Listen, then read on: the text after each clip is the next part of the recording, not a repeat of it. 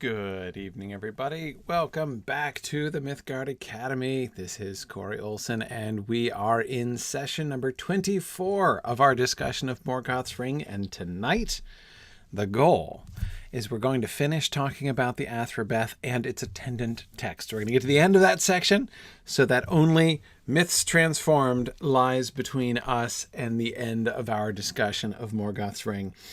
This has been I don't know about you guys, but I have found Morgoth's Ring to be a fairly transformative experience myself as we've been going through. I have never experienced this book like I have as we've been reading it together here. And that has been just enormous for me in my thinking about Tolkien. So I hope that you guys have all been enjoying that as well. And then, of course, we will move on to Dante thereafter. So that will all be tremendous fun. So just to begin with tonight, as I've been doing throughout our fundraising campaign, and as I explained last week, I want to talk about Signum University. I want to be sort of sharing with folks some of the issues that are happening in higher education and the ways, and what are some of the reasons why I have been feeling the way that I have about the importance of Signum and really raising the profile of what we are doing at Signum now at this time of turmoil in higher education. So, I've been going through at the beginning of each of my broadcasts and talking about one of the major problems in higher education. I'm on problem number 5 tonight, and tonight's problem is sort of an incipient problem in a sense. It's a very real problem that faces higher education, but I'm not sure how much of higher education actually is confronting this problem yet. That is really acknowledging that it is a problem. I think an insufficient number of people have been acknowledging that this is a problem. And this is something that I've been thinking about and talking about for quite some time. And the problem is alternative credentials. That is alternative, degree concepts and things. Let me talk about this by telling a brief story. I, of course, emphasize at the start that this is only part of the story, right? I'm not trying to claim that the story that I'm going to tell is the whole story or all that could be said about these things. And yet the outline here is also clearly true. Back in the old days, decades ago, the bachelor's degree was very valuable and perceived to be very valuable, especially by employers. It was a kind of heuristic. You could trust that somebody who had a bachelor's degree had a wide degree, a wide array of skills. There were a bunch of things that you could assume about a college graduate that you could not assume about somebody who is not a college graduate, but which you could assume pretty much for all college graduates across the board. There was this sort of higher level of training that they had that not everybody else had. Also, getting a college degree, completing college was challenging. It was hard to do.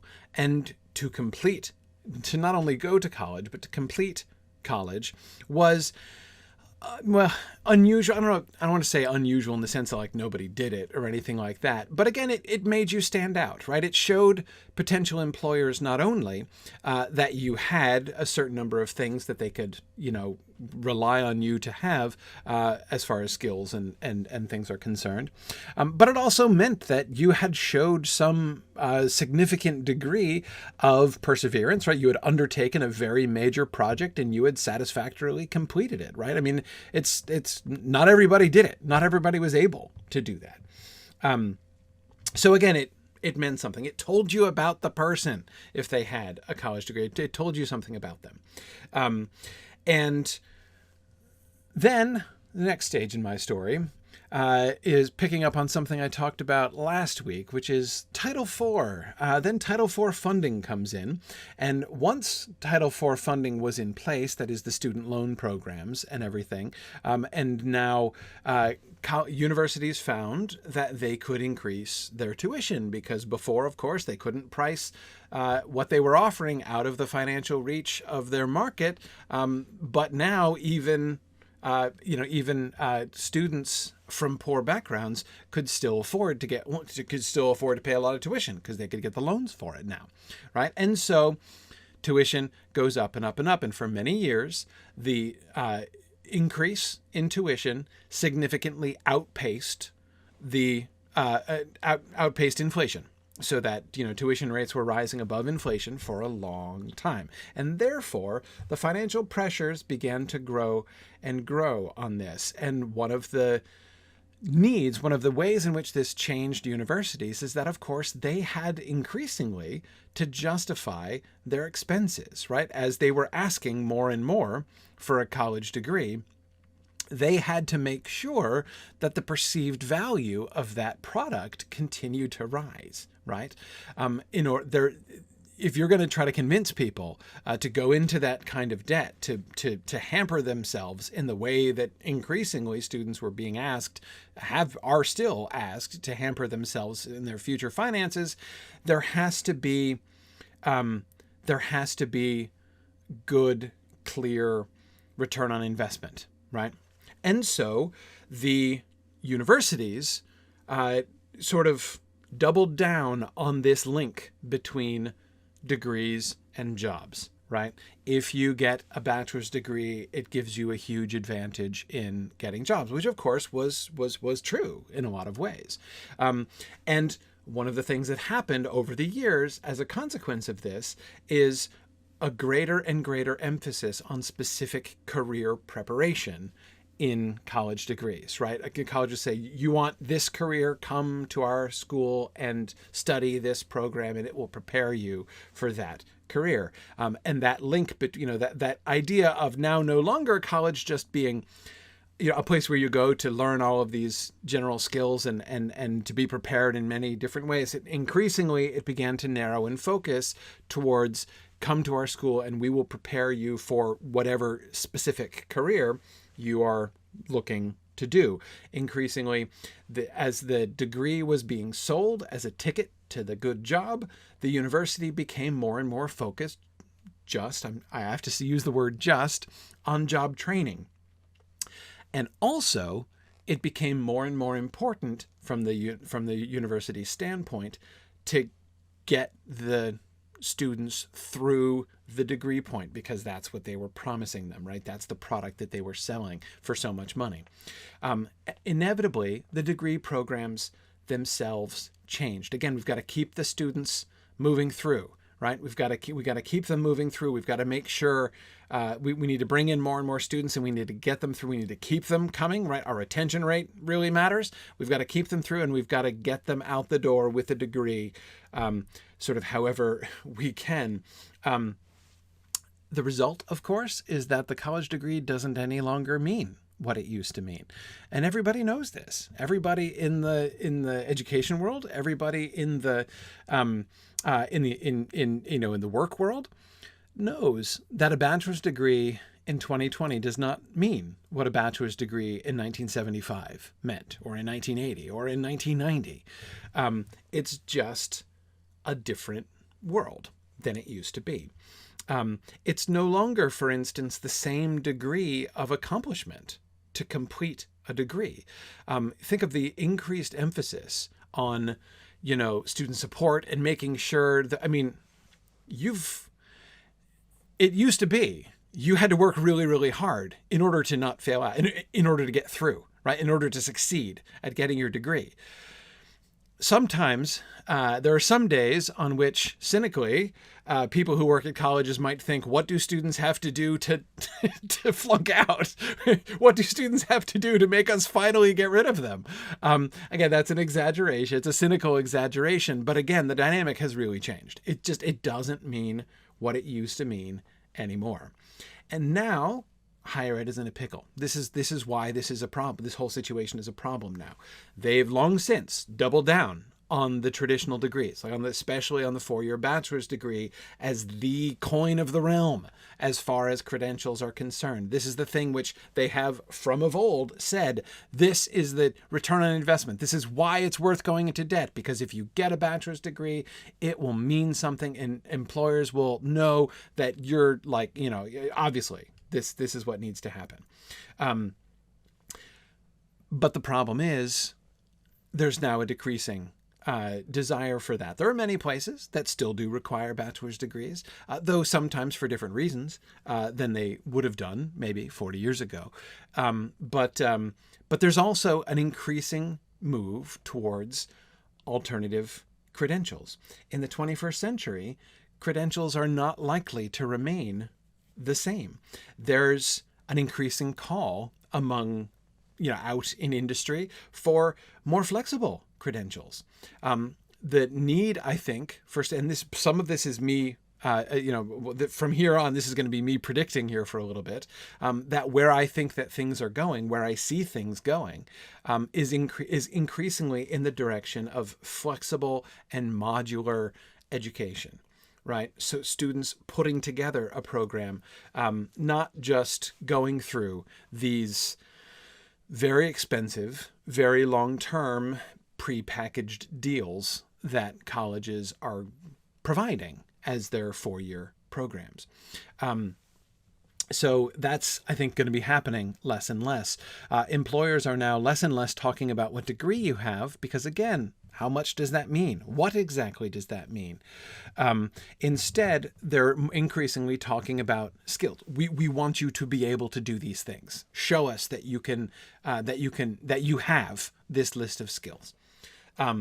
And that's why I think where we are headed, where students are going to be headed, is the much more flexible gathering of smaller scale individual small scale credentials which can demonstrate these particular skills. And that, whereas in the old days, again, to say I have a bachelor's degree, people would be like, oh, well then, right?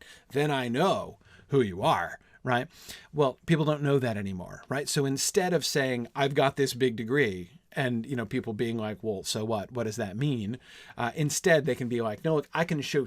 You want to see somebody who has these skills? I can prove to you I've got that skill. I've got that skill. I've got that and that and that. Look, here are the credentials I can provide you to show you that I have all of those skills. That's where I believe that higher education is. Well, that's where I believe that the hiring market is going. The question is whether or not higher education is ready to go there or not. And we'll see. We'll see how ready they are, higher education is to adapt. By the way, prior to the COVID pandemic, this is what I was predicting was going to bring about. I've been saying that, the crisis that is currently gripping higher education right now and changing the face of higher education forever, this current crisis is very remarkable. I've been predicting a crisis in higher education. We've been on the path to crisis for a long time. This isn't what I expected, right? I didn't see the pandemic coming. But this issue, this alternative credential issue, this is what I expected to precipitate the crisis. But in any case, it's not changed it, right? And although the attention has been kind of moving away. Yeah, Bruce is saying that the Research One State University in his state is losing $280 million in the red this year. Yes, exactly, Bruce. Do you know what percentage that is? Has anyone said, by the way, like what percentage of their normal annual operating budget is that? What percent are they down? I'd be curious to if you happen to know that as a percent, because of course, many big state universities have enormous budgets. $280 million is a lot, no matter who you are. But yeah, it's very remarkable. There are a lot of schools that are living close to the bone, and a lot of small schools that are really going to be suffering. But again, even if they can survive the immediate issue now in the pandemic, there's still this question of the future, right? There is still a need. You have to adapt to the future. Are you ready? Is the rest of higher education ready for this? Signum is. We are totally ready for this. In fact, I'm excited about this change. We are, as I've said before, planning and preparing for a new undergraduate program in the humanities. Our undergraduate program will be a 4-year bachelor's degree, in the sense that we will offer a bachelor's degree if you want to complete 4 years and 120 credits, and we will give you a degree for that. We're not going to sort of banish the bachelor's degree entirely, but we are not going to be putting all our eggs in that basket either. Our program is designed in order to enable students to be able to use different. We want to have many points of entrance and exit of our program, and we can envision lots of flexible ways in which elements of our program, elements of the education, the education that we can offer, can be very valuably used to supplement as a separate additional credential, alongside, in addition to, other credentials that they get from other schools. We're not going to be about just trying to sell people on our 4-year program and keep them into our 4-year program by hook or by crook in order to make sure that we make our own ends meet. We have some very different ideas about how undergraduate programs can and should be structured, and we're really excited about having that move forward, about showing some alternative ways in which that can happen. Anyway, so that is that's my problem number 5 again, which has been, I would have, a year ago I would have said this is the biggest challenge that is on the horizon of higher education, and it's fascinating that in this last year that has been pushed down into a minor issue in a sense, but it still remains, right? Once those schools that manage to survive the next 18 months are going to still find that this is an issue then they have to address, that the traditional program, the whole business model of these schools is premised upon, we must bring in the students for the 4-year program, get them through, keep them here, and get them to the bachelor's degree program. Are they ready to change? Are they ready to rethink how that works?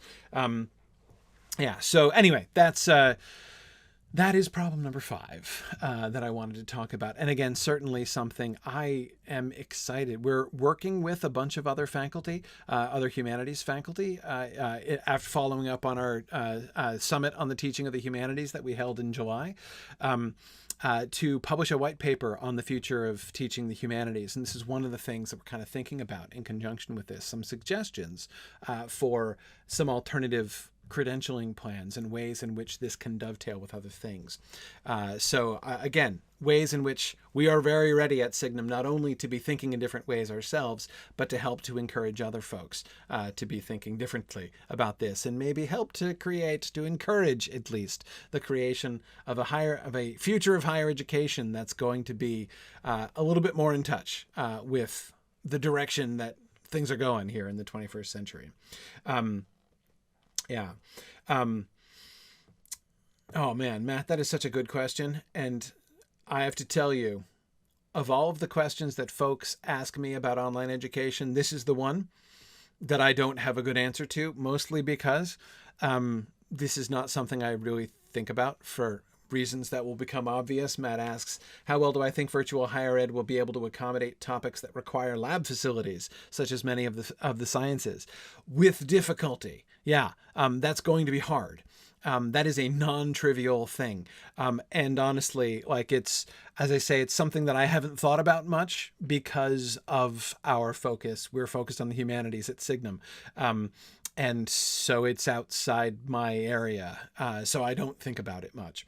The performing arts are difficult as well. Michael, that's true. It is true.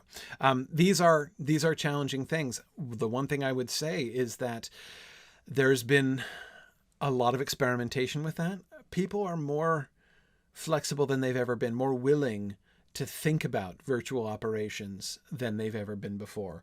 And I think there will be answers. Matt, I think that virtual reality is the best answer to the lab question.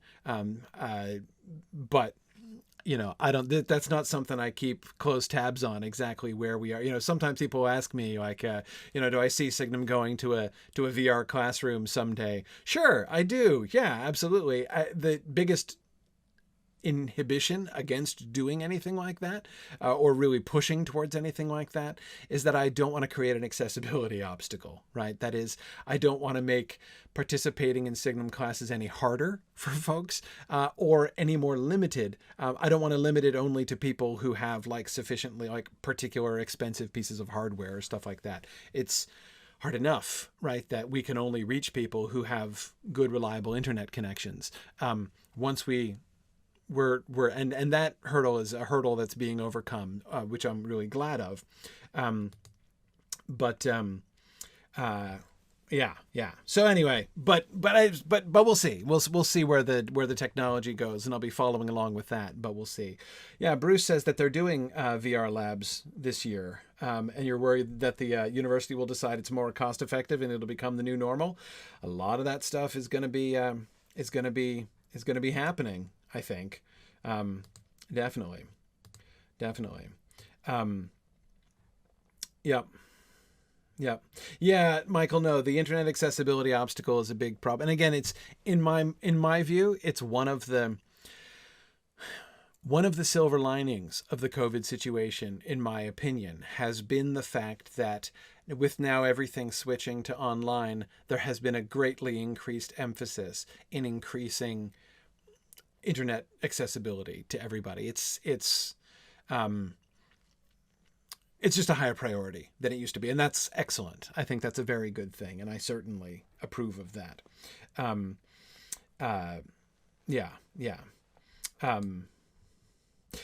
But Christopher, all kinds of accessibility come with that, right? I mean, the first issue is like, can they access the internet? But no, all kinds of accessibility are things that I'm concerned about, and that's that to me. This is just one of our principles at Signum. We are less interested in sort of trying to create a like top-notch, cutting-edge, cooler and better than everybody else kind of product, and much more interested in making sure that we're putting forth a product that as many people as possible can participate in. So whether, whatever the obstacles to that might be, whether it's accessibility for the blind and deaf, whether it's just, getting the kinds of computer hardware resources and internet connection resources that people have. We try to, at Signum, kind of play as much as we can to sort of the least common denominator there as far as our tech is concerned. And even, to be honest, like just the ease of use, right? I mean, there are a lot of students who are still really intimidated by using complicated software, and we don't want to go too far in that way, and therefore leave a lot of students behind. No,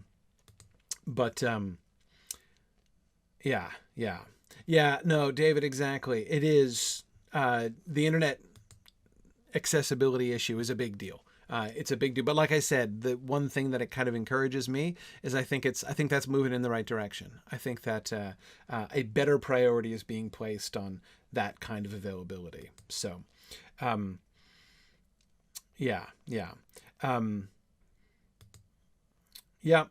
see. We'll see. Yeah, Stephen, I agree. That's actually a really interesting parallel. Stephen says virtual labs might fill some needs, but not all.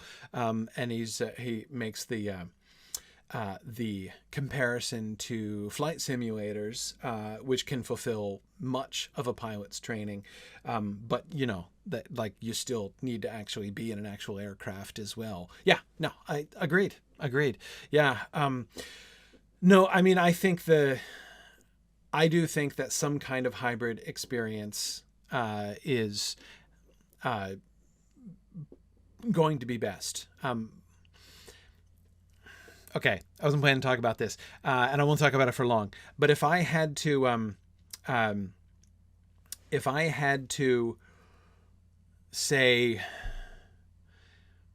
what I thought needed to happen, right, the best way for this to happen would be for there to be much broader cooperation. I would love a higher education world in which, instead of universities all like competing for students and trying to hold on to their own students, if instead we allowed students to take courses from multiple places to put together their own sets of credentials, and therefore also physical facilities could therefore be much more easy to come into play if there was a large consortium of schools which enabled students to take courses and to use facilities in one place and another. That would be, I think, an excellent model, which would help to solve a lot of the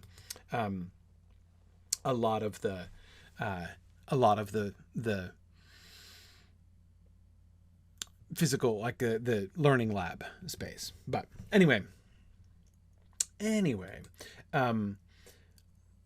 yes, Brian, I agree. Brian says higher education really needs to move away from the model where you go to one institution at a certain period of your life between 18 and 22, and then you're done, to a model where you can come back to acquire skills multiple times throughout your life. Yes, I agree. That's one of the things that I think is one of the real benefits of the kind of flexible credentialing thing. Instead of being like, yeah, like you have a degree and now you're done, right? To be able to be offering skills on a modular basis, which people can be adding to as they go along. I absolutely agree. I think that is the best model, and I would love to see that kind of model where people are not just saying, I'm going to take 4 years off from the rest of my life. I'm going to wait to start my independent adult life until I've had another, 4 years of college or whatever.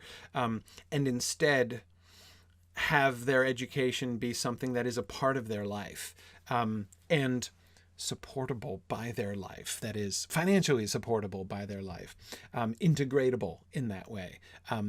That I think is a much better model for education. Good.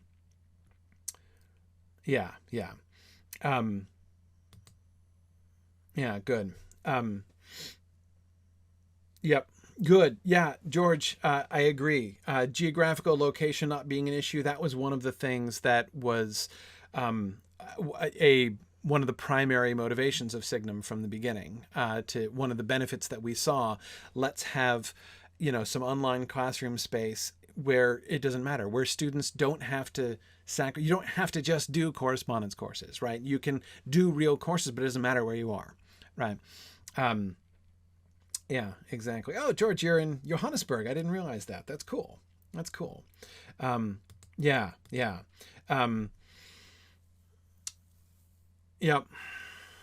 Now, Christopher, you're right. This is going to also require hacking the work model as well. No, there'll be some interesting balance issues. But see, Christopher, I think here the working world is ahead, right? The working world has already been doing a lot of thinking about training and how you do continuous training and education. And so there's this whole sort of like separate world of professional training, which is totally apart generally from the higher education world. And I don't think that should be. I think that and then of course, again, the consequences of the COVID situation, as far as work-life balance, Christopher, and certainly I would say work-life boundaries, right? Those are kind of changing forever right now as we speak. So in a world in which more people are going to be working from home and that kind of thing anyways, I don't see that changing back to the way it was before COVID. It's going to create a situation where I think it will be easier, and more employers will see the real value of having that, of working that integration. Again, there is stuff that's going to have to change. This is not this will be a gradual process. All I'm saying is I think this is the direction that things are moving in. Anyway, so okay. Sorry, so I won't go on any longer about this, but yeah, these are the things, these are the conversations that I've been having and really interested in and thinking about a lot for a lot of years. But this is not stuff. Higher education as a whole is really locked into its ruts, is really locked into its model, and higher education as a whole is not good at changing things quickly, right? Adapting, being adaptable, and being agile and swiftly adaptable.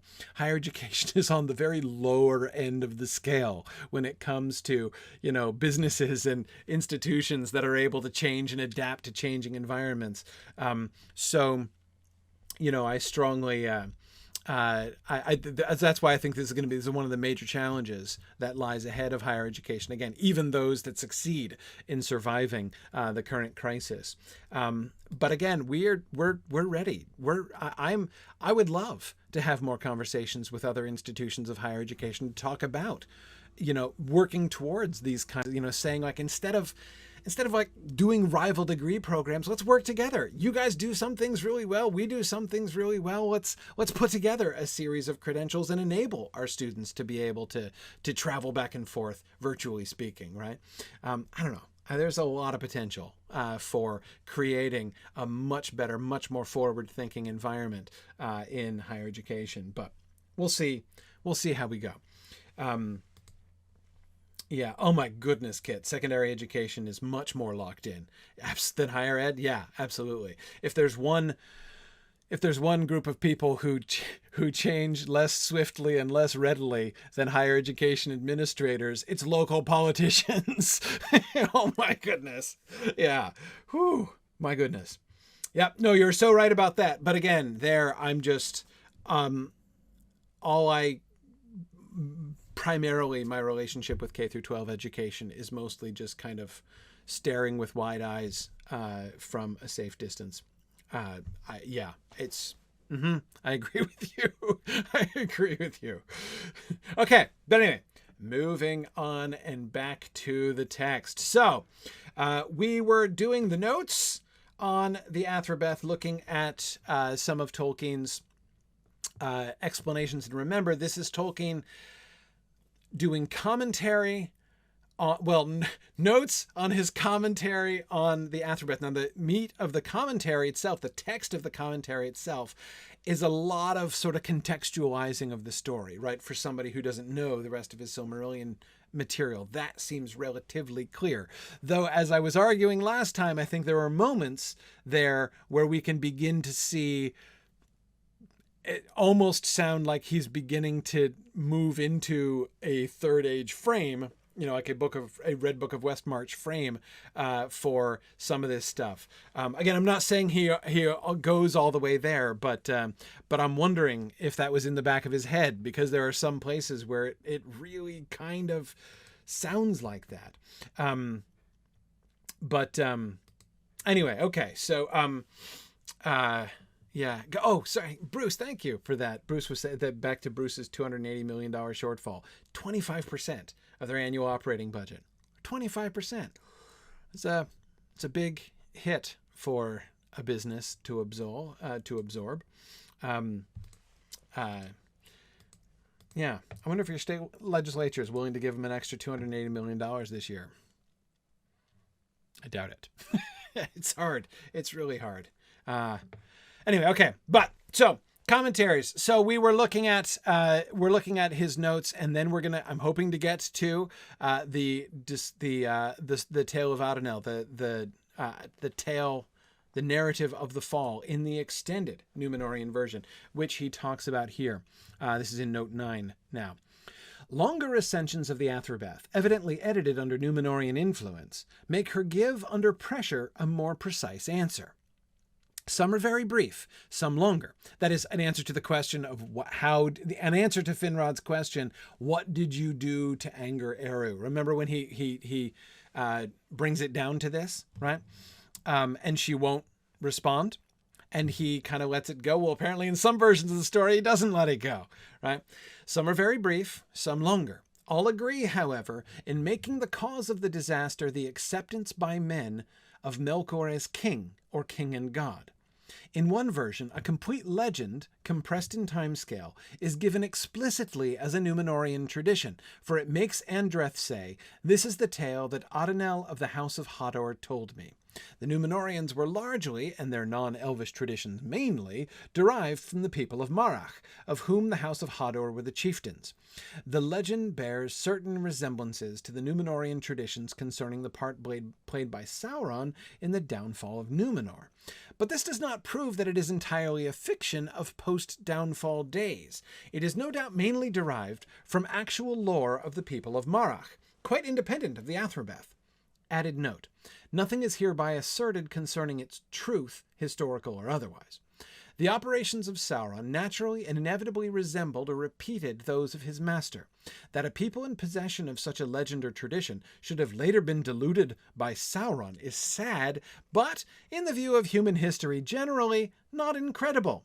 Indeed, if fish had fish lore and wise fish, it is probable that the business of anglers would be very little hindered.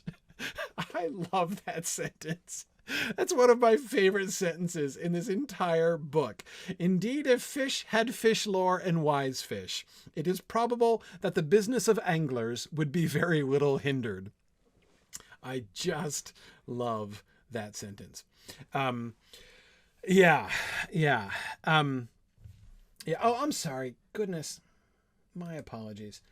I keep getting distracted by this because the last thing I do before I start the broadcast is make sure to have the Twitch broadcast set up. And there, of course, my screen is already being shared. So I apologize for that. Okay. Right. Sorry. There's the actual text that I was just reading. Okay. Now, first of all, the first thing to notice here, and this kind of goes back to my third age point. He's not here speaking from an explicitly third age perspective, but you notice that he is. It's almost like he can't help himself, right? He is talking about this text.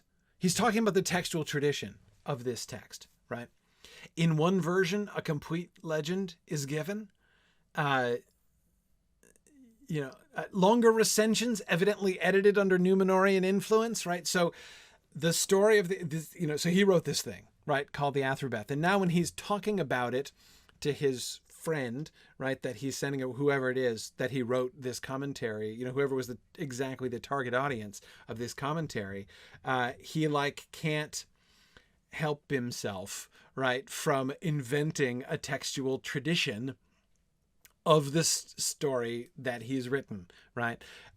So this is another thing that leads me to, that supports my thinking, that he might be slipping into one step deeper into that whole game, essentially, by having the first person narrator of this commentary, the first person writer of this commentary, be also within that, be a third, a late third age, early fourth age hobbit, reflecting back on the early textual tradition of this thing that they have received, presumably in Gondor, right? It would no doubt have come through Pippin's time in Gondor, and that the communication between the Shire and Minas Tirith and the archives, the royal archives in Gondor, gave them access to some of this ancient Numenorean traditions, which they have preserved in their lore. You could say it writes itself, right? It's it just all starts to flow at this point. Yes, Josiah says, Tolkien's inner philologist seems to demand that a story, like a language, must have a history. Yes, exactly. That's what story would be complete without it, right? You can just leave a naked story sitting on the page like that, right? You have to have the story of how the story came to be, or it's not really a story, right? No, that really does seem to be how Tolkien's mind works. So we can see it working in this way. Notice how he's contextualizing the tale of Adanel, which we're going to go on and talk about in a little bit. He says notice how there's an initial objection that he's prepared for, right? Okay, it may be thought that this tale of Adanel, which of course is preserved by the Numenorean. So when we say it is a Numenorean tradition, well, by definition, that has to mean a tradition which survived among the exiles from Numenor, right? Because if it were, there were any number of Numenorean traditions which doubtless came to a sharp and sudden end when Numenor fell beneath the sea, right? So if it's a Numenorean tradition that we know about, then that means by definition it's a Numenorean tradition which was continued or at least remembered and preserved by the Numenorean exiles who came across the sea, which means therefore by definition any Numenorean tradition which has been which still exists is in some sense, if not in its origin, then at least in its transmission post downfall, right? Which means that it could be influenced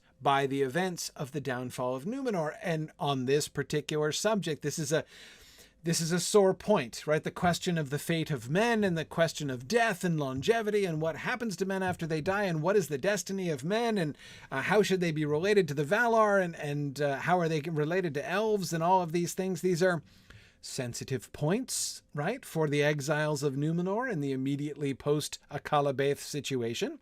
So you can easily, and so knowing that stuff, having been given that context for the Athrabeth, and especially for the Tale of Adanel, and then going to the Tale of Adanel and reading it and saying, well, gosh, boy, this sounds a whole lot like the story of Sauron's corruption of Numenor, right? Oh, so like the evil one came among them and convinced them to worship the darkness, and this led to their being cast out and like things getting all messed up and destroyed.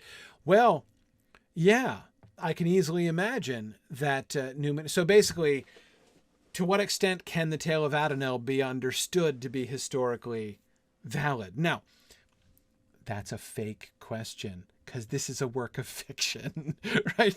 None of that stuff really happens. But Tolkien is raising all of these questions, right? But notice his answer to the theoretical objections of putative scholars, right, who might question the validity of the Tale of Adanel, he says that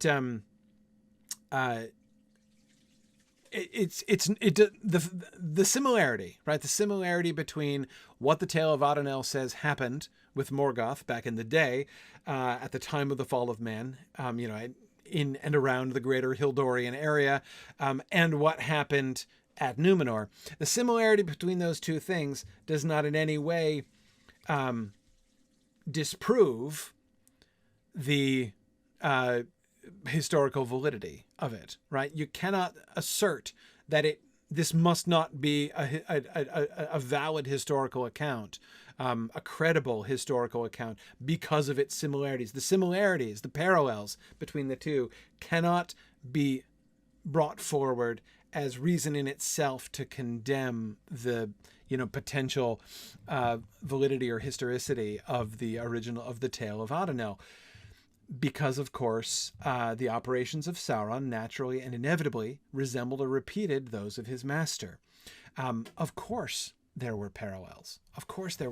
And then notice, of course, how he implicitly responds to, he doesn't state the objection, but he implies the objection in what he next says, right? The objection would be, if they had this story, if it were a widespread Numenorean tradition, lots of people knew the Tale of Adanel, how could they be so stupid as to fall for exactly the same thing a second time? And the answer is, people are always that stupid. Do you really need examples? Do you really need to be convinced that just because something happened before and people knew that it happened before, they were not going to, like, that the mere knowledge of what happened before was going to prevent it happening again? That there's real reason to think that's going to happen? No, it is much more probable that the business of anglers would be very little hindered. Yeah.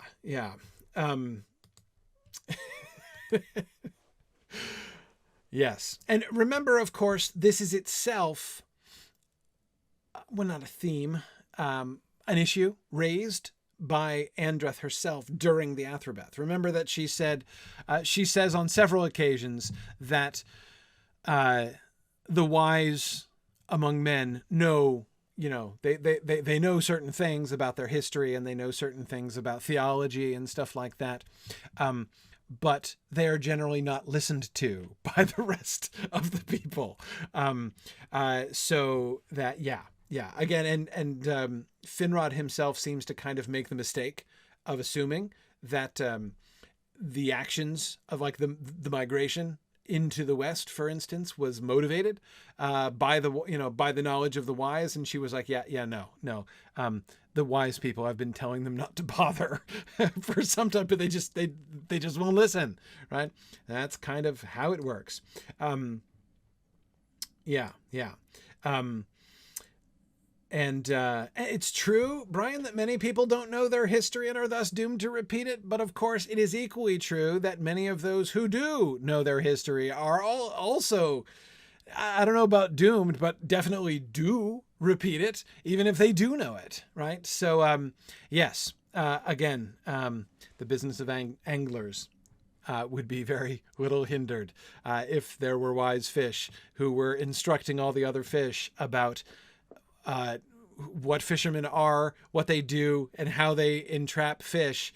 If there were such wise fish, there would doubtless still be as many fish caught as ever. But Michael, you are right to say that Tolkien also says that its truth cannot be asserted, right? Nothing is hereby asserted concerning its truth, historical or otherwise, right? We don't know. All he's saying is the similarity, the parallel to Sauron's corruption of Numenor doesn't prove that it's a later creation, right? That's the only thing that he resists. He doesn't make any claims about it, right? This might be true. This might not be true. Yeah, Jocelyn, I agree. There's a lot of magical thinking involved there, right? Like you know about something, but you think that it won't or can't happen to you. Yeah, absolutely. Yeah, and Florian, I agree. 3,500 years is a very, very long time. So yes, it is a very long time. And so even if the tale of Adanel was still in existence, as it apparently was, as it survived, that doesn't mean that it's something that is going to be the constant meditation of everybody in Numenor 3,500 years after they brought the tale of Adanel with them to Numenor. Absolutely. Okay, let's keep going. This is actually back to the main text now. This is not a note. This is another one of those, one of the passages. There weren't that many, but there were a few passages from the body of the commentary that struck me as really interesting. Melkor was not just a local evil on Earth, nor a guardian angel of Earth who had gone wrong. Who's he winking at out of the corner of his eye right there? You get the reference? Nor a guardian angel of Earth who had gone wrong? Yes, he is not Earth's Oyarsa. That's from Out of the Silent Planet, right? In Peroandra. Yes, he's notice that he is specifying. He's like, don't mistake this for the Lewis Cosmos, right? This is different. This is a different story. He doesn't explicitly point to Lewis, but that's a pretty direct. That concept, a guardian angel of Earth who had gone wrong, is a. It's not a unique concept, but it's a little idiosyncratic, and I think he's clearly looking straight at Lewis when he says that. Again, emphasizing my story and his story are not the same. Melkor was not just a local evil on Earth, nor a guardian angel of Earth who had gone wrong. He was the spirit of evil, arising even before the making of Ea. His attempt to dominate the structure of Ea, and of Arda in particular, and altered the designs of Eru, which governed all the operations of the faithful Valar, had introduced evil, or a tendency to aberration from the design, into all physical matter of Arda.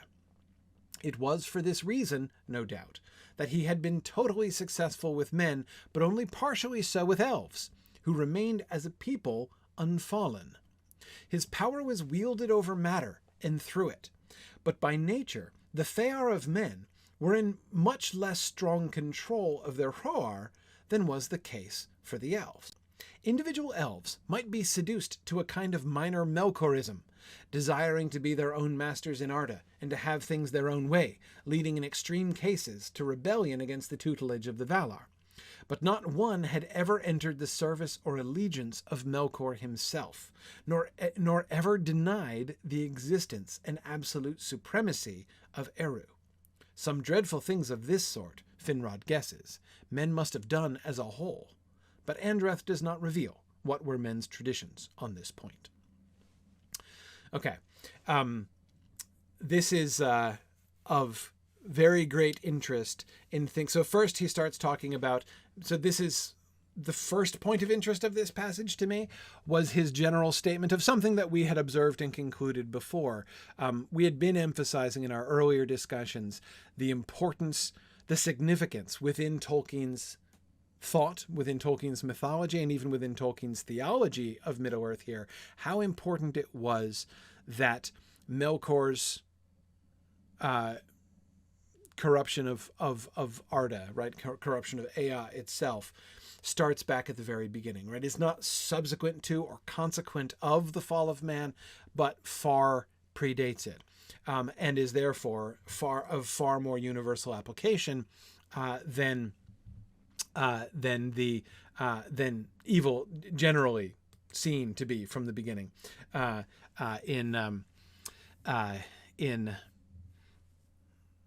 in Christian theology. Yes, Matt, minor Melkorism is a really awesome phrase, and I think there are lots of places where one can see examples of someone being seduced to a kind of minor Melkorism, desiring to be their own masters in Arda. That is quite a common thing, actually. Yes.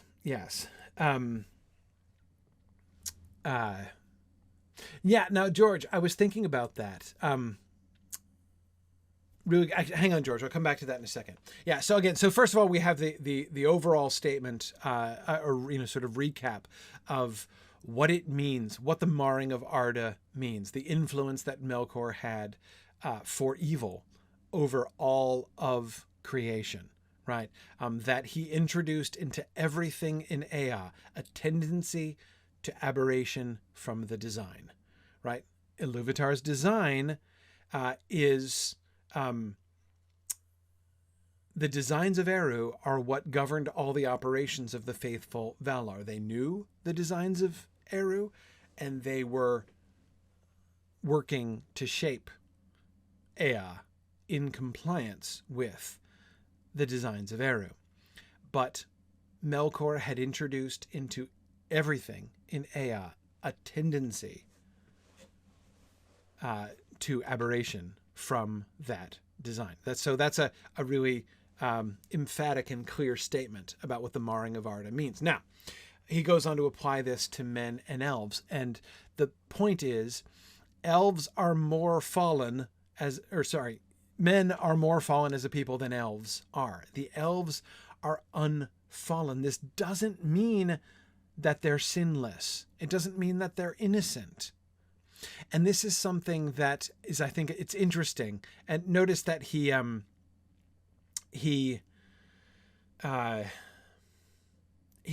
puts quotation marks around unfallen here, right? He's only using that term sort of approximately and even kind of metaphorically.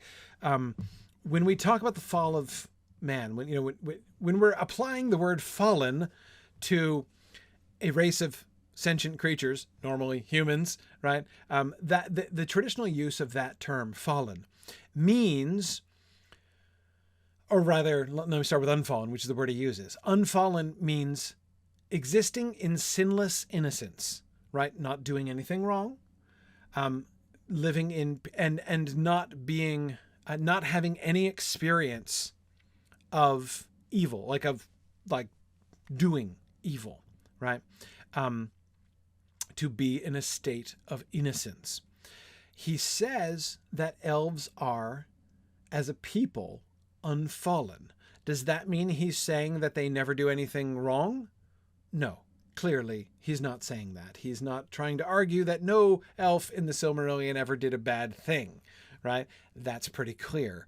So the kinslaying, all of the kinslayings can happen, and yet he can still say that the elves remain as a people unfallen. So it's clearly not that he means they are unfallen in the sense of it's not they can't even sin. They have the inability to sin. That's not what he means, right? They clearly can make bad choices and often do make bad choices. What then does he mean when he says that they're unfair? If he doesn't mean it in that sense, in what sense does he mean it? Well, another way to think about or to define the word unfallen would be innocence, as I said, right? So one way would be an inability to sin. That's clearly not applicable. Another way would be an innocence of evil, right? Not even experiencing a temptation to do anything wrong because you just like the designs of Eru are like, that's how your mind works, right? It would never even occur to you. You would never even imagine, introducing any aberration from that design. You experience no temptation to do wrong, right? And I don't think that that's what he means either. I think they did experience, but however, with a proviso here. I'd say no, but with a proviso. On the one hand, I think it's clearly not true that the elves are going around without any temptation to evil, without, I don't think that they are innocent of evil in that sense, in any kind of absolute sense. However, in a relative sense, yes. Remember, this is very like what he was saying about things like sexual morality among the elves, right? The elves were naturally monogamous. They didn't have to continually resist the temptation to cheat on their spouses. They didn't. That's not how they're wired. That's not how they work. So in that sense, they are compared to humans in something more like what we would call an unfallen state. There were more ways in which they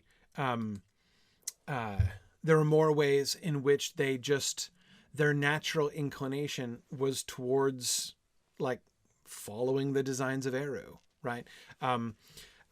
They could be seduced to individual elves might be seduced to a kind of minor Melkorism. They might individually fall. They could make bad choices, right? They could desire to be their own masters in Arda and to have things their own way, and then in the end rebel against the tutelage of the Valar. There are certain examples out there of such behavior in the history of elves, right? But that's not the same thing as saying that elves in general are prone to sin. So I think the way in which he's talking about unfallen, it's not absolute innocence. It's certainly not an inability to sin. What he is pointing to is that elves are much less inclined in their own natures towards sin. How does he explain that from within the framework of his mythology, of his theology? His answer is in the difference of the relationship between the Fëa and the Hröa of elves. Now, those of you who know the New Testament will be able to remember quickly the kinds of things that he's picking up on here, right? The New Testament does have some things to say about the spirit and the flesh, right? And which one is willing and which one is weak, right? Of course, those of you who are familiar with it know that I'm thinking about Romans chapter 7 here, especially where Paul talks about how, how his will is set, like he doesn't use the word Fëa, of course, right? His Fëa is set towards doing good, like he wants to do good, but yet like he keeps not doing it.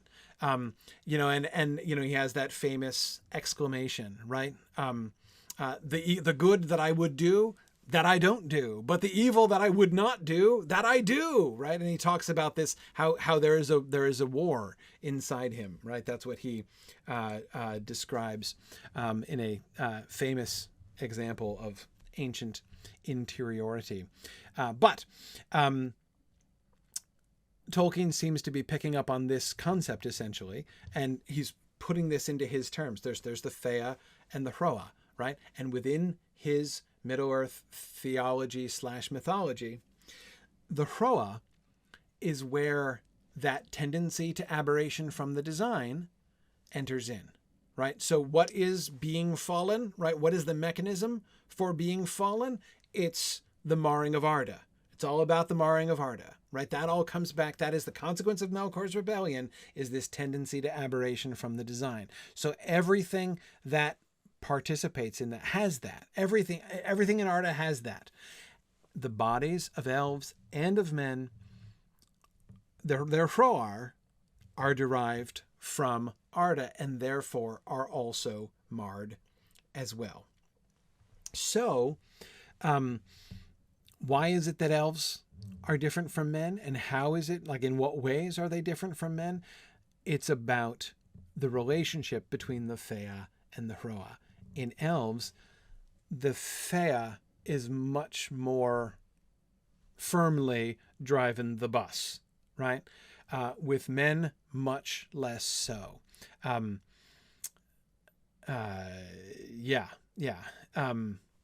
nature, the Fëa of men were in much less strong control of their Hröa than was the case with elves. It's right. Yeah, Giant 98 on the Twitch chat there. It's not about like that their Hröa, the Hröa of elves are weaker, but that maybe the Fëa of men are weaker. Possibly. Wherever the difference exactly lies, the primary difference that he's pointing to is that for whatever might be like the differences in the balance is clearly different, right? The Fëa of men are not in strong control of their Hröa, and so their marred Hröa are leading them into all manner of trouble. From their Hröa, they inherit the marring, right? This aberration from the design, and so they have all kinds of problems with adhering to the design, whereas elves don't have many fewer problems, I should say, with adhering to the design. Now, Matt says it would seem that elves are more culpable when they do go bad and commit minor Melkorisms.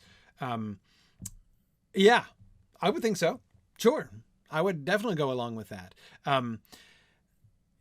Yes. Yeah, it is in that way a sort of a bigger deal.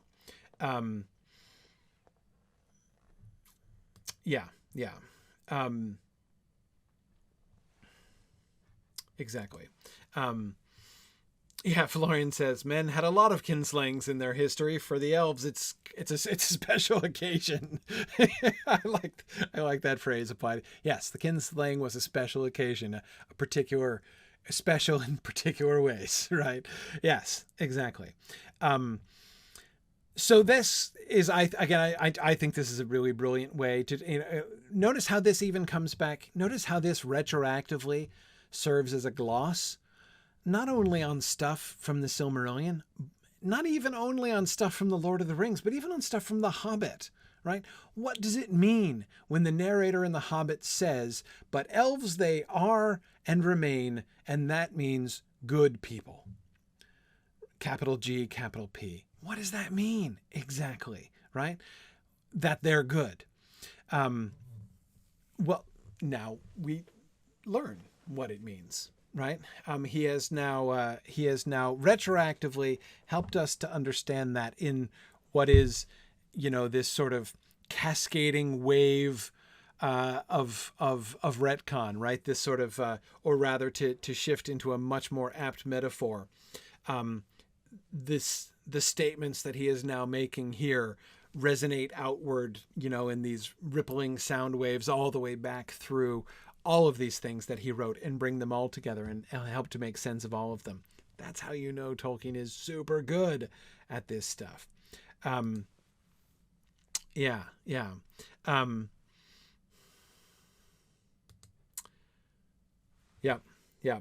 Exactly, Florian. And this is a reason why you can still have fun rolling barrels into a river after 1,000 years of rolling barrels every day. Yes, this is a corollary to the lack of wonder, right? Remember, elves don't get tired of things. I bet you that the same elves are going to be just as delighted at the sound that barrels make when they fall into a river. They'll be just as delighted by that in 10,000 years. Yeah. Anyway, okay. So, Steven says elves would be a terrible market for gaming. Man, elves would be an advertiser's nightmare, full stop, right? I mean, think about all of the premises of, modern salesmanship and how that would have to be altered to market to an elvish audience. Oh man, totally different. And yes, Florian, you're absolutely right. This also helps to explain. This is another way to sort of show why so many of the natural tendencies, right? The sort of the natural sinful inclinations of humans, things like ambition, envy, greed, are not going to be, they're not even going to feel tempted towards that, right? Like, why greed? Envy, ambition. Seriously, none of those things are even going to necessarily make a lot of sense to a lot of elves. Certainly not in the same way that they do for humans. Yeah, exactly. Yeah. Right. And David, I agree. Feanor's a really good illustration, right? He doesn't lust for power in the way that men do. Right. No, his issues are different, right? He has issues, right? But his issues are not the same. Yeah. Well, no, you're right that elves do go out and found kingdoms and such. But again, it's not about ambition in the same way. It's not, I'm not saying that they don't. I wouldn't say that they are completely innocent of, and I'm using the word innocent now in the modern, sort of judicial sense, rather than thinking about unfallen and ignorant of evil. I wouldn't say that they're never guilty. No elf has ever been guilty of ambition in any sense. But it's not going to be one of their prevailing sins, a temptation that they have to resist. This desire to gain power over others, to increase your power and influence. That's not going to be the same temptation, I think, Nancy. Yeah. Anyway, a lot of the thinking that you guys are doing now is exactly the kind of thinking that not only that Tolkien seems to have been doing himself, but seems to be encouraging by talking about this stuff this way, by explaining these things in this way. But anyway, I want to come back, George, to the point that you made a long time ago. This question was, what about Maegwyn?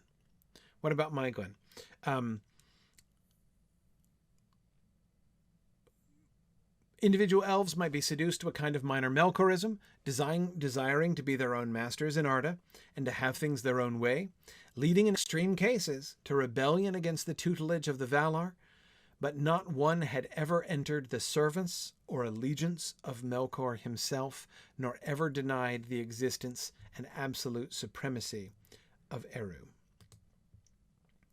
Okay, so what about Maegwyn? Great question. I was thinking about that too when I was just reading it aloud. I was thinking about Maegwyn. Does Maegwyn do this? Does Maegwyn enter the allegiance of Melkor himself, denying the existence and absolute supremacy of Eru? Does he worship Melkor as God? I don't think he does. He does choose his own preservation over the preservation of Gondolin. He does seek to aggrandize himself. There you go, Nancy. Maegwyn's an ambitious elf, right? He does give in to that desire for ambition, but it's not just ambition, it's also revenge. Anyway, there's some interesting distinctions that I would make even there.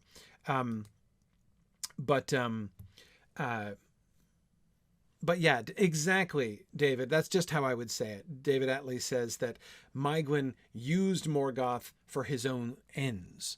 Yes, exactly. So he did. I mean, look, what he did was very bad. Maegwyn is one of the foremost examples of elves who have been seduced to a minor Melkorism, right? Of elves who desire to be their own masters and to have things their own way.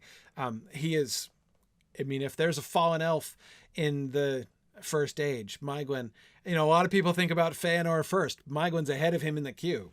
No question, right?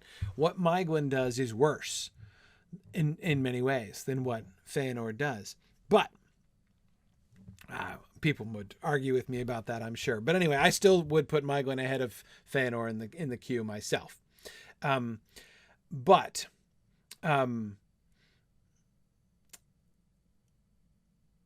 Anyway, I would say, so no, Nancy, when I say he is only doing it like for his own purposes and stuff, I'm not trying to say that it makes it a lot better. I'm not making excuses for Maegwyn. All I'm saying is he doesn't do this, right? He doesn't worship Melkor as God and deny the existence and absolute supremacy of Eru. What Finrod guesses that men did was that. And that elves never did that. Elves never did. There are some elves who did very bad things. Maegwyn did very bad things. Fëa and Hröa did very bad things. Celegorm and Curufin did very bad things, right? There are many elves who did very bad things. But, Thingol did some things that weren't so great, right? But none of the elves ever did that. Ever denied Eru and worshipped Melkor in his place. Accepted Melkor as king and god. That was not something that any of the elves, not even Maegwyn, ever did. Right,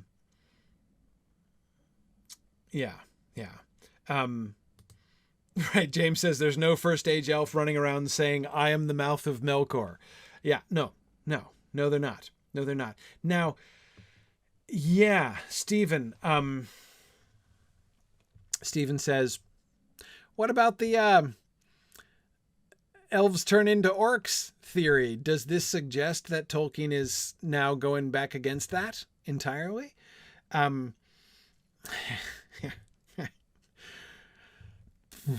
a problem, isn't it, Stephen? Yeah, I agree. You'd think that if there were elves that had been corrupted and turned into orcs who clearly have entered the service and allegiance of Melkor himself pretty emphatically, right? Presumably even to the denying the existence and absolute supremacy of Eru. I bet orcs do that, right? So does this suggest that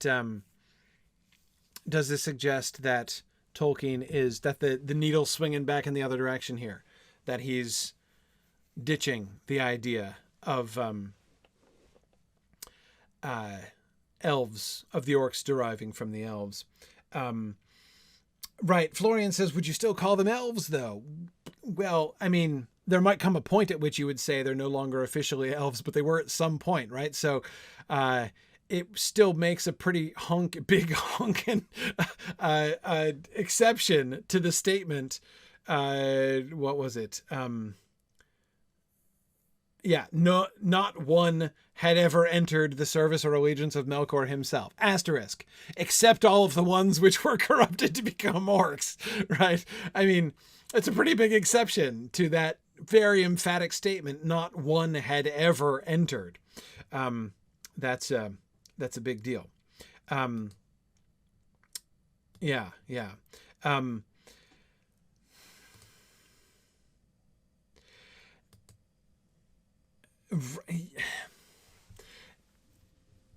Yeah. So this is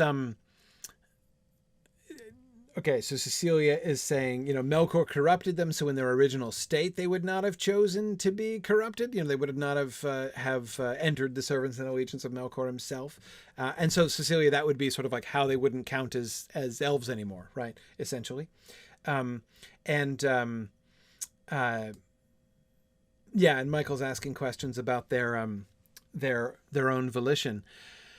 I hear that, but this doesn't solve the problem.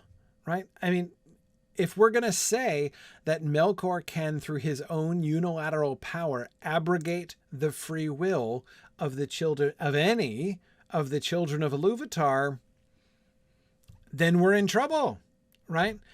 This gets us back to things that was making Finrod throw his hands up in the air and be like, well, then Melkor, if this is true, then, I mean, again, it's not quite the same.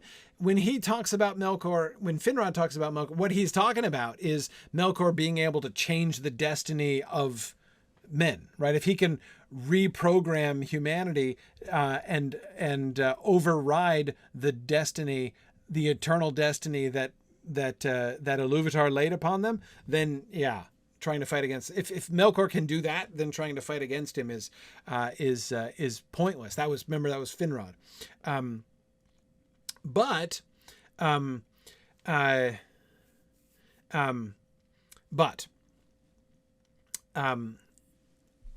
So this is not the same as that, but it's still a pretty big deal, right? The free will of the children of Iluvatar. This is a big deal, right? Maeglin exerted his free will, right? Maeglin's free will was not abrogated. He was captured. He was tortured. He was daunted by the eyes of Melkor. Melkor's oppressed Maeglin's will with his own. But Maeglin still had a choice. He could have died instead of, that was his only option, but it was still an option, right? He chose of his free will to betray Gondolin in order not only to save himself, but to aggrandize himself, to serve his own ends. I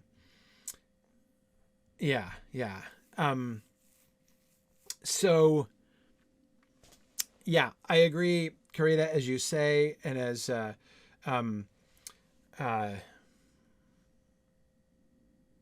someone else was also, Matt was also saying before, what it means is that the orcs are a problem. They continue to be a problem. I mean, there's just no way around the fact that it's a really big problem. Karita says, I feel like orcs are to Tolkien what that one sticky door in my house is for me. I do what I can. I can do what I want to fix up the house, but that door just doesn't act right. Yeah, it's kind of like that.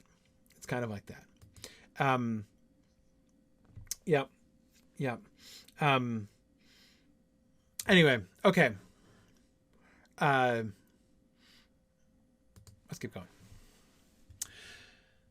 This is back to the notes now. Matter is not regarded as evil or opposed to spirit. So let's not be confused about that. Melkor may have introduced that tendency to aberration from the design into everything in Arda, but it doesn't mean that matter is evil intrinsically. Matter was wholly good in origin. It remained a creature of Eru and still largely good, and indeed self-healing when not interfered with. That is, when the latent evil introduced by Melkor was not deliberately roused and used by evil minds. Melkor had concentrated his attention on matter, because spirits could only be dominated completely by fear.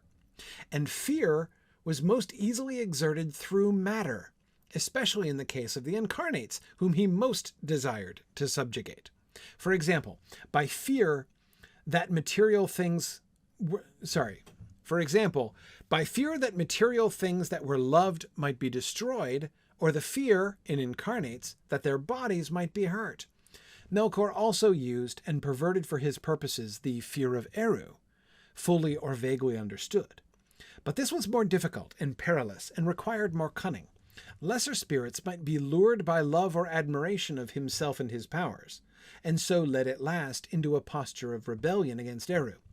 Their fear of him might then be darkened, so that they adhered to Melkor as a captain and protector, becoming at last too terrified to return to the allegiance of Eru, even after they had discovered Melkor and had begun to hate him.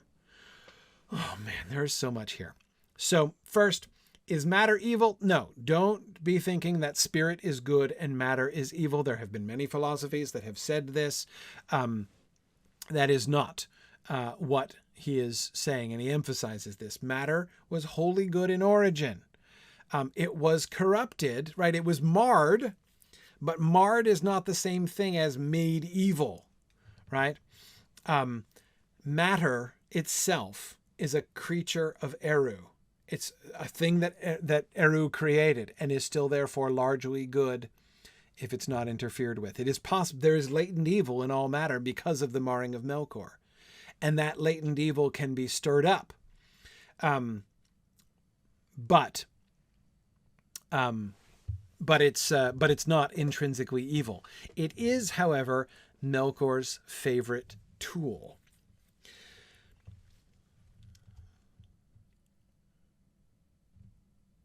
Spirits could only be dominated completely by fear. By the way, this, after he's been using the word Fëa all the way through, like, raise your hand if you got confused and had to reread this paragraph like 4 times because I keep doing that. Okay. So, yeah. Oh man. Florian, do the orcs have free will? I'm so not going there. What we're seeing is that Tolkien doesn't know the answer to that question yet, right? He's still not really working it out. Yeah. So anyway, okay. Spirits could only be dominated completely by fear. It is only fear and surprise. No, sorry. It is only fear that leads spirits to be completely dominated. That can be most easily in incarnates. So how do you get at the Fëa of an incarnate creature? If your goal is to dominate his spirit, is to dominate his or her Fëa, how do you manage it, right? What's your strategy? Remember what Nienna, was it Nienna in the debate of the Valar? I think it was Nienna who was saying that the individual Fëa of the elves were stronger than Maedhros to endure, right? They are unassailable from the outside. You can't crack them.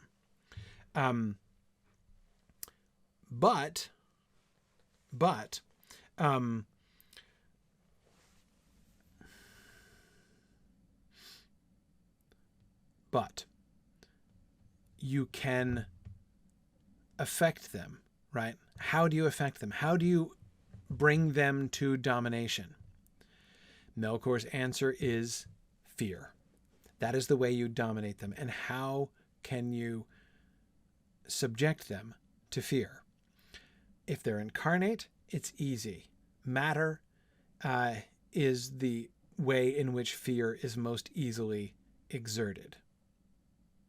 So, if you have both a body and a spirit, threaten, entice. There are lots of ways in which you can deal with the body in order to bring about fear in the Fëa. Fëa, fear. And so that's why Melkor focuses on matter. That's why matter is his tool of choice in recruiting Fëa. Then, of course, he goes on. to explain, how does he get, if that's true, if you can only dominate other spirits through fear, and fear is best operated through matter, what about other spirits? How does he ever convince the Balrogs to fall? How did he ever convince Sauron to follow him? How does that work? Right? How does he get other spirits to follow him? And he describes the way it happens, right? First, by luring lesser spirits to love and admire himself and his powers, right? So he doesn't threaten them. He doesn't begin by threat, because what can he do? What can he do to them? What, are they going to torture them? They don't have bodies, right? He brings them to love him, right? To take the fear of God, right? The fear of Eru, and to begin to attach that to him instead of to Eru, right? To bring their love or admiration to himself and his powers, and to follow him, therefore, into a posture of a rebellion against Eru. And then their fear of him is darkened, so that they adhere to Melkor as a captain and protector, becoming at last too terrified to return to the allegiance of Eru. You can't go back now, right? None of the spirits, Balrogs don't disbelieve in Eru, right? They haven't been deceived. They haven't. Sauron is not ignorant of Eru's existence, right? He was not convinced by Melkor that Melkor was actually God. Sauron was brought to rebel against Eru and against Eru's representatives by some other process, right? Not by deception of that kind, right?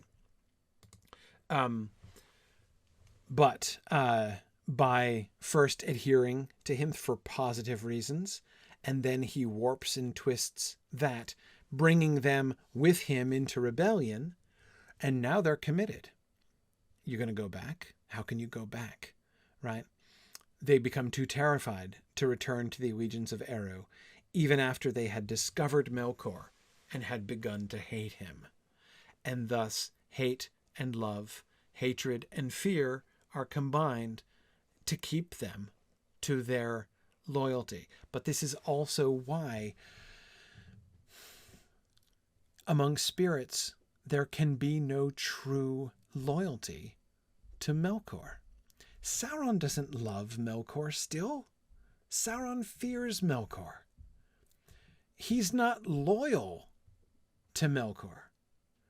He is afraid of Melkor, and reliant upon Melkor as captain and protector.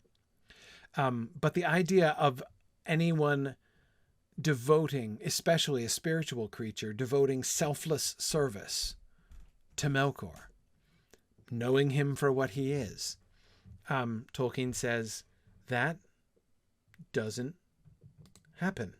That doesn't happen.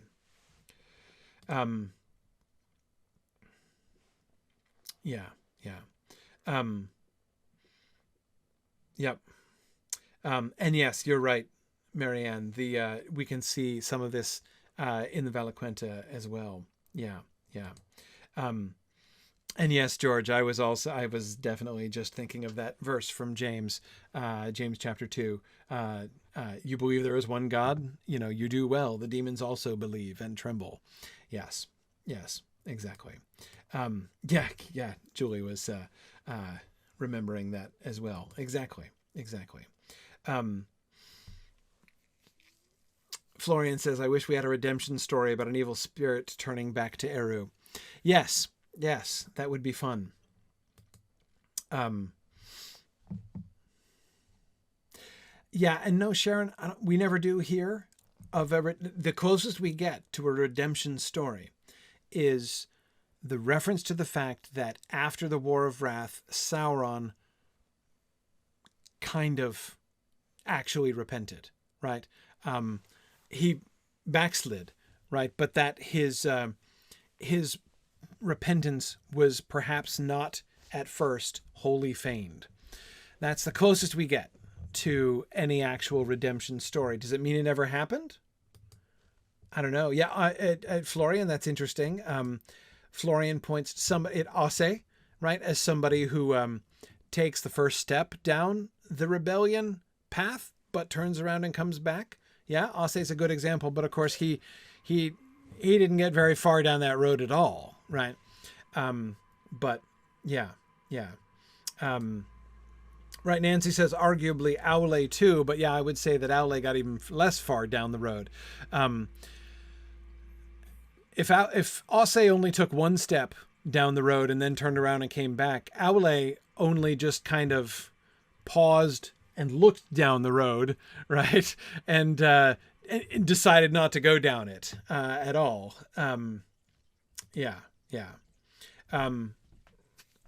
But anyway. So we'll, yeah, okay.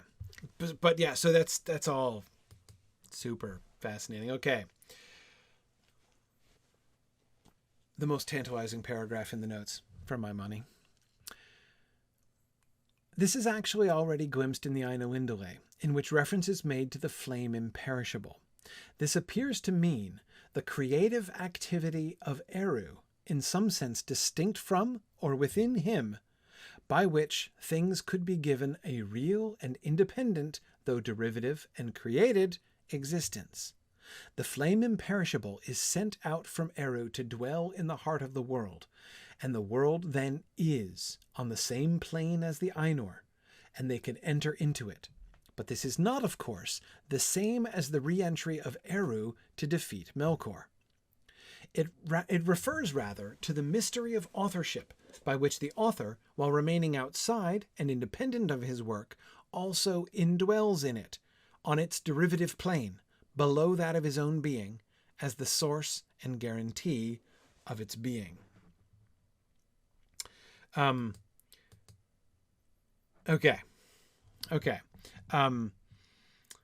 So I'm not even sure exactly what to say about this. Let me just start off by saying the thing that it might be irresponsible to say, but I don't think it's irresponsible, but it might be. So I'm just going to say it with that introduction. Cecilia, yes, thank you. That's exactly, George and Cecilia are right there with me.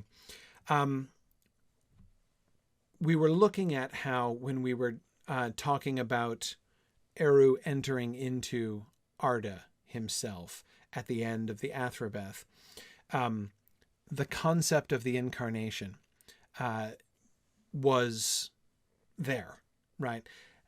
Finrod doesn't exactly say how it could work, right? He doesn't know the mechanics exactly. He doesn't know about the idea of God becoming man and taking flesh, but he's pretty close to it, right? He has a fairly clear idea of it, and thus the beginnings of the idea of the Trinity, Eru remaining outside, as Svinrod insists he would still be, while also becoming incarnate within Arda. But what about the third person of the Trinity? Here it is. That's the irresponsible thing, or rather incautious thing, not irresponsible, but perhaps incautious. I don't know for sure that that's what Tolkien is thinking here, but it sure sounds like it to me.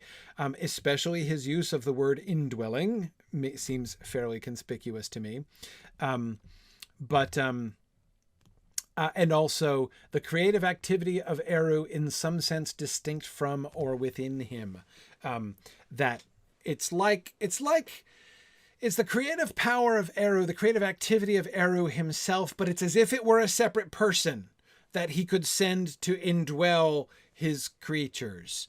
It would be like that. And that sounds awfully reminiscent to the doctrine of the Holy Spirit. To me, again, I don't want to oversimplify this. And so I hesitate to draw an equal sign, just a crude equal sign. The flame imperishable equals the Holy Spirit. That's why I feel it's irresponsible, or at least incautious, to say it, because if I just make, I feel comfortable saying he seems to be connecting the flame imperishable with the Holy Spirit here. But if I were to go the step further and say the flame imperishable is, in Tolkien's mind, the Holy Spirit, I start to get all twitchy and squirmy, right? It's like, oh, that's, I'm not comfortable with that. I think that might not be true, right? Or at least it might not always be true, or in every sense true. But anyway, this is, I think, something that something that we need to at least consider here, right? Even if it might not be true as with the bald equals sign there, flame imperishable equals the Holy Spirit, it's still a very similar concept that he's working with here. What is the flame imperishable? The flame imperishable is sent out from Eru. It is that which enables the creation to become a thing on the same plane as the Ainur, and which they can enter into. He gives it, in a sense, therefore, objective existence, right? This is what it means for him to say Ea, for him to say, this is the world that is. It was the world that was already conceived. Wasn't the world already? Didn't it exist already when they were singing it? Didn't it exist during the singing? Didn't it exist in the mind of Iluvatar before they started singing? Certainly didn't exist once they started singing. Didn't it exist when they were looking at the vision? Right? Those all seem to be times when you could say in one sense the world existed. But then it only existed as a story, right? Like a story told by an author. Does that story exist? Yes. Does it exist on the same plane as the author himself? No, not exactly, right? But when the flame imperishable is sent to dwell at the heart of the world, it gains being. It now is in the same sense that the Valar are.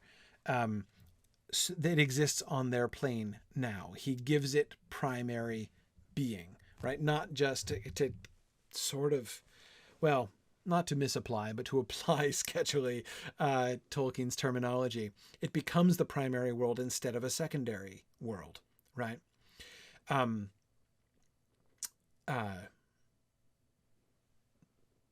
Yes, on the same plane as the Ainur, and they can enter into it. They can now interact with it as in the sense of being fellow creatures of Iluvatar as peers, right? They and Ea are on equal footing in that way. They're both creatures of Iluvatar, and they can interact with each other.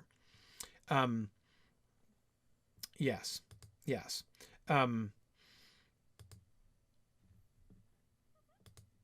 Okay.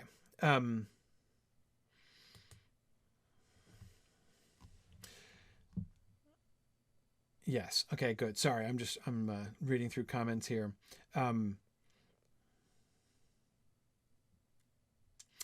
Yes, David says the passage suggests that the flame imperishable belongs to everything in Arda. It belongs to animals, trees, and rocks as well as the children. Yes, Dave. I'm not sure I'd say belongs to, but indwells.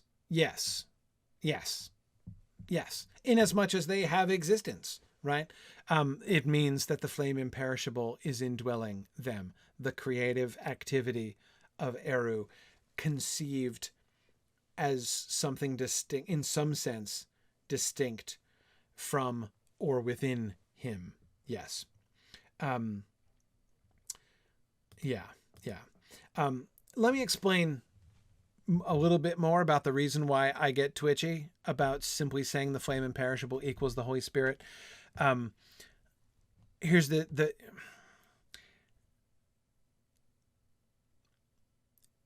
equal signs are transitive, mathematically speaking, right? That is to say, if 2 + 3 = 5, then it is equally true to say that 5 = 3 + 2, right? You can always flip the equation and it remains true if you've got an equal sign in the middle, right? That is what makes me nervous about making that kind of statement, because once you say the flame imperishable equals the Holy Spirit, then logically it is very difficult to not say the Holy Spirit equals the flame imperishable. That is to say, therefore, all the things that are said and believed, said in the Bible and believed in Christian tradition about the Holy Spirit must also be true of the flame imperishable by implication, right? And that's where I'm like, yeah, no, that's what I'm not. Now I'm not asserting that that's definitely not true, but I am not comfortable asserting that, because I think there would likely be very many exceptions to that. We don't see anything like the kind of we don't see. Is there any reason to think that the flame imperishable is a person exactly? Like a person, separate, creative activity in some sense distinct from or within Eru?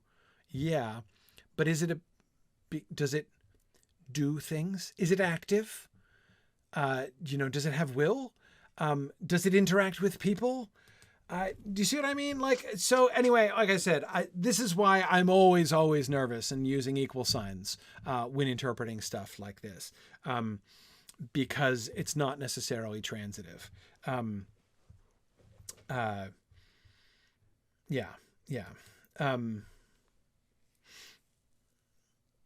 So there we go. But anyway, this connection is still nevertheless, I think,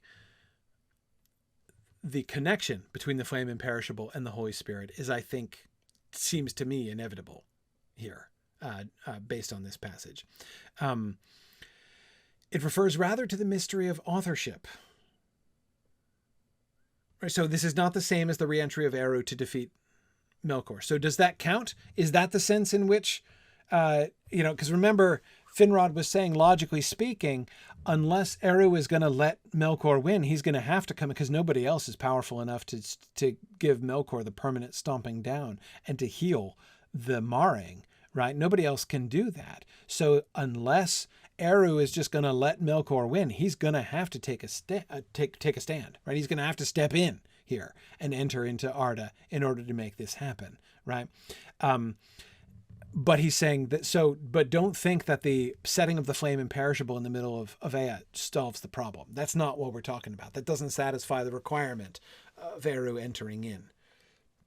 So in what sense then is the flame imperishable Eru entering in? In the sense, and this is where he uses the parallel with a story, right?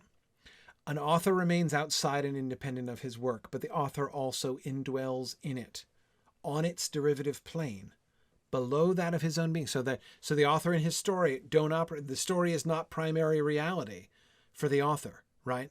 And yet, the author is the source and the guaranteeing. It is the author who has granted being to that story, right? If the author had not been, that story would not be. It is given being. The author indwells that story and makes it. He says Ea, and the story is. That's what the author does, right? That's what. So the story that is Ea might exist on the same level as the Valar themselves, but it doesn't exist on the same level as Eru himself, right? He has to still descend to enter into that, which is every bit as miraculous as the author actually entering into and becoming a character in the story that he's writing.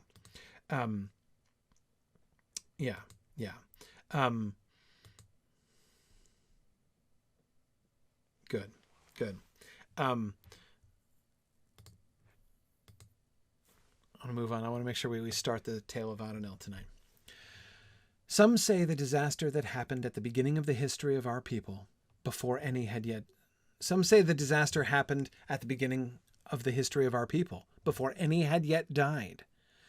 The voice had spoken to us, and we had listened. The voice said, "Ye are my children. I have sent you to dwell here. In time ye will inherit all this earth. But first you must be children and learn. Call on me, and I shall hear. for I am watching over you. We understood the voice in our hearts, though we had no words yet. Then the desire for words awoke in us, and we began to make them. But we were few, and the world was wide and strange. Though we greatly desired to understand, learning was difficult, and the making of words was slow. In that time we called often, and the voice answered. But it seldom answered our questions, saying only, First seek to find the answer for yourselves, for ye will have joy in the finding, and so grow from childhood and become wise. Do not seek to leave childhood before your time. Oh, my goodness. Okay, so the tale of Adanel begins by asserting openly something which was implied, but implied only in the rest of the Athrabeth, right? Or in the body of the Athrabeth. And that is that the voice in the darkness, remember we talked about the authority of Elvish lore, right? How Finrod keeps playing the authority card, right? We elves believe this, and we have good reason to believe that we're right about this because the Valar told us this, and they were totally there, right? And, the Valar's authority on these matters is pretty high because they're the ones who shaped the earth, and they participated in the music, and Iluvatar directly unfolded to them his design, so they know what they're talking about, right? And we got this straight from them, so I'm pretty sure it's right? That's his authority for Elvish lore. What authority does Andreth claim for human lore? And she's much more indirect about this, and she doesn't say it explicitly, but the implication is that humans have lore that was revealed to them directly from Iluvatar. The Valar did not come for them. They were not taken to Aman. They were not taught by the Valar. But yet they don't have no authority. Indeed, their authority is higher and more direct than the elves' authority is. For reasons of his own, Iluvatar chooses to speak directly to men in their youth, in ways that he never did speak directly to elves. Does that ever happen? Do we have a single instance of Iluvatar communicating directly to an elf? I don't think that we do. I can't think of one. Can anybody think of one I'm forgetting? But I don't think that any elf ever received or claimed to receive direct communication from Iluvatar himself. And this, I think, also helps to cast light on another interesting phenomenon, plainly observable in Tolkien's world, and that is how rarely the elves worship Iluvatar directly either. Right? I mean, they don't worship Iluvatar. They don't have churches. When they sing hymns of praise, we hear them singing hymns, but they're singing hymns to Elbereth, not to Iluvatar, right? Now, this is not to say that the elves do not reverence Iluvatar or do not know about Iluvatar, but they don't have that kind of relationship with him. And remember, this was something that he was already talking about in the notes and commentary before. Remember, it's humans who established that direct link with Iluvatar. Remember, this is what he says that elves are going to owe to good men, right? Lots of badness in men, but the goodness in men will enable them to connect with Iluvatar directly, and that's where the elves will follow them. That's where they will lead the way with the elves.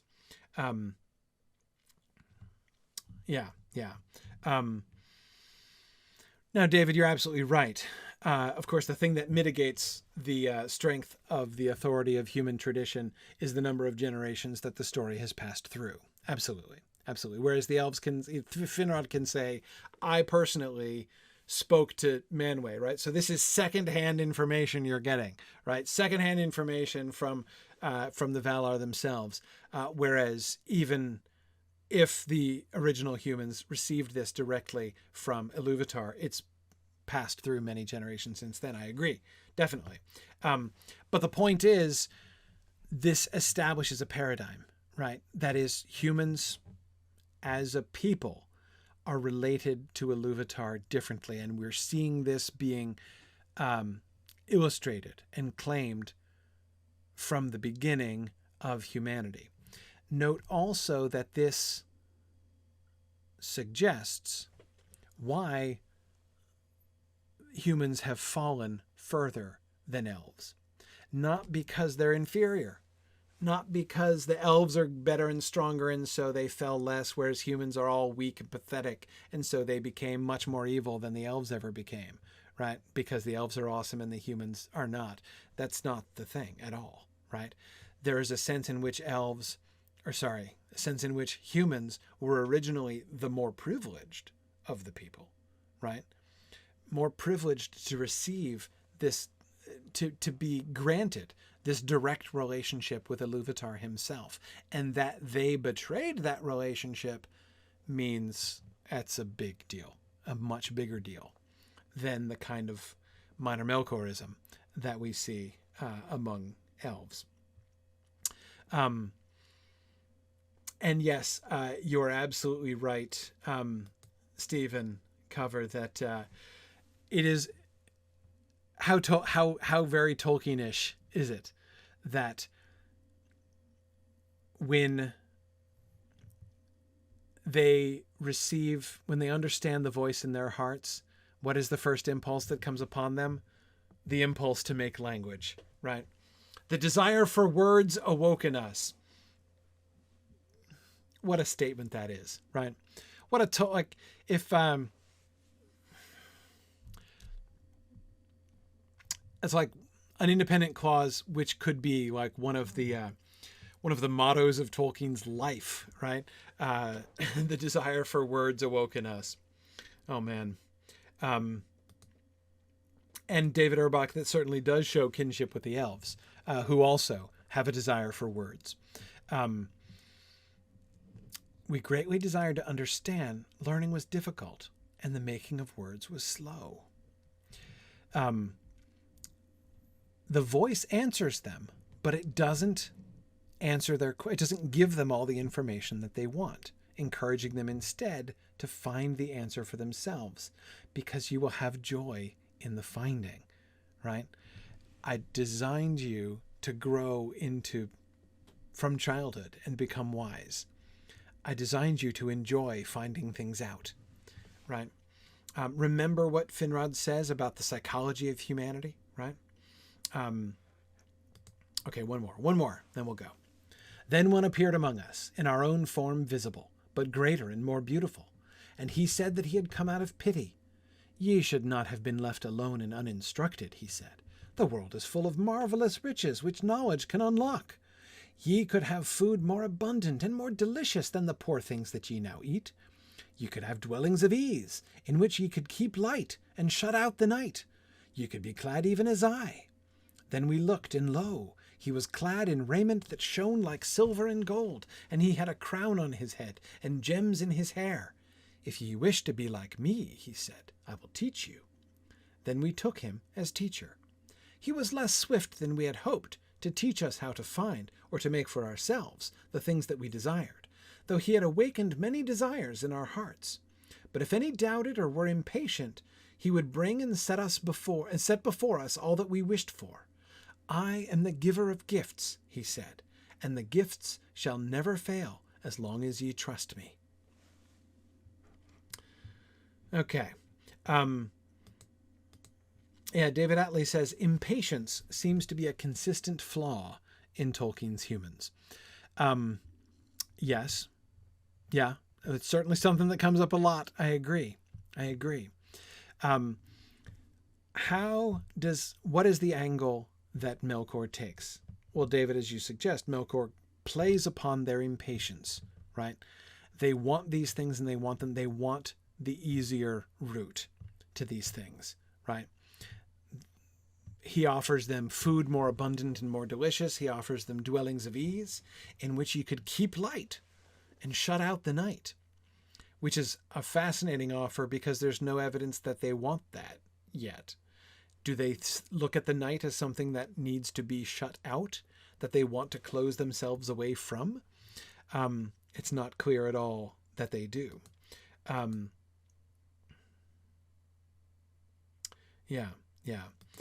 Florian, you're right. What they're lacking is the long-term perspective, right? Now, notice back even on the previous slide, there is, before any had yet died. So the question, were the original humans designed to be immortal or not? Seems to be unanswered, perhaps in a sense unanswerable, exactly, because it's unknown. They hadn't, as far as we know, we're not told how long this had been, right? Were they getting old? Would that have happened? Because no matter what the time is, they still could have been just longer lived. Maybe they fell 500 years after the first generation of men awoke. Well, okay. Maybe that just means that men were going to live 1,000 years and then die, right? No amount of longevity prior to this fall would have proven that men were intended never to die, right? So there's still hope for the Elvish idea that death was the gift of Iluvatar to men.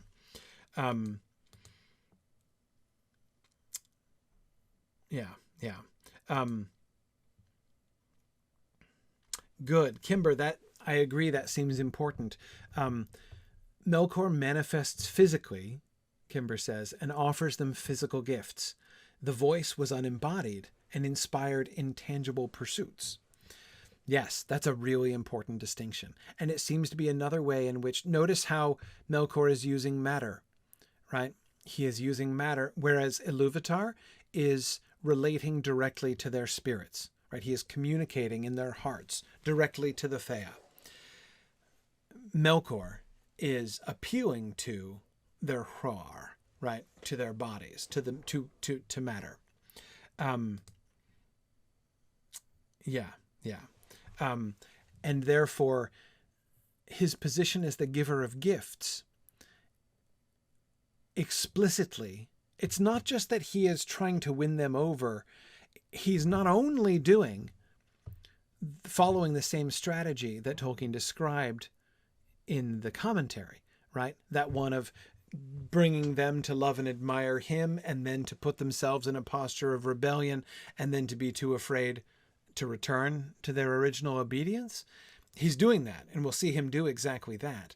But it's not only that he's doing by offering them gifts, right? By offering them gifts, he is short-circuiting the process that Iluvatar has already communicated to their spirits, right? By giving them the things that they were supposed to work to develop, that they were supposed to discover for themselves, they would have become wise in that process. They would have learned more. It would have been harder, but they would have learned more by figuring out how to do it themselves. That's what they were supposed to do. By being given these things from Melkor, being reliant only upon him, only upon the giver of gifts for the things that they get, right? For the things that they have. They're not learning, right? The whole purpose of Iluvatar, this path to wisdom that he laid out for them in their spirits, is ceased, right? It's brought to a premature end. So yes, exactly. We see that he is the original Anatar. That's exactly right. Exactly. And yes, Cecilia, you're absolutely right to say that in doing this, in short-circuiting the learning process that Iluvatar had laid out for them, he is also stealing from them the joy which they would have had in learning these things, right? It's not just that he had, was trying to teach them delayed gratification, right? It's not like he was just, they're asking for good things and he's saying, no, you have to do it yourself. I want to make you tough, right? I want you to suffer in order to get these good things for yourself, and then you'll appreciate them. That's not what he says. He says, you will have joy learning will bring you joy. And you will also become wise. So the process will be, the goods will be good. The process will be fun, will be joyful. And the result of the entire process will be wisdom. You will be brought to a better place. Here, they're not brought to a better place, right? All of that gets removed by the posture of giving gifts, right? So Melkor manages to sort of cut across the entire thing. Okay. I'm going to let you go now. We'll finish up Tale of Adanel next time and do Myths Transformed. We are getting close to the end of Morgoth's Ring now. It's coming. It's coming soon. And then everything goes straight to hell, as several people were pointing out. Inferno next. Thanks, everybody. I will see you guys around. Have a good rest of your week. Bye now. The Mythgard Academy has been offering in-depth discussions of awesome books and films since 2013, completely free to attend and free to download. If you've enjoyed our discussions and would like to help them continue, please consider donating at signumuniversity.org/fund.